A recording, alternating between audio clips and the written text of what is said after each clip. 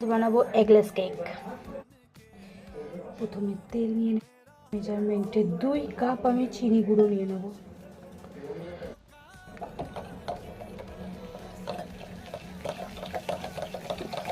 ভালো করে স্টেপটা টানতে হবে, ঠিক আছে?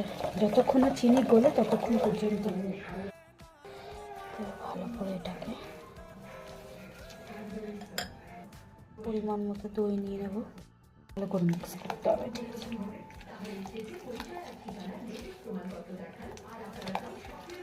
এটা whisk করে নিয়েছি আমি।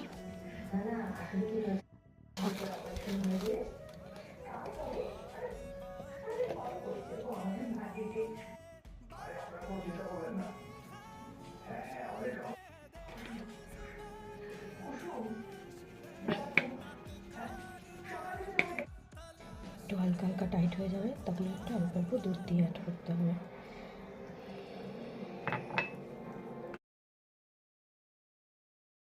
এইবার ড্রাই ফ্রুটসগুলো অ্যাড করে নেব ভালো করে। এইভাবে অ্যাড করলে কী হবে বলো তো, পুরোটা না নিচে চলে যাবে না, জিনিসগুলো ওপরে থাকবে, নাহলে একটা জায়গায় কী হবে, বসে যাবে শুধু।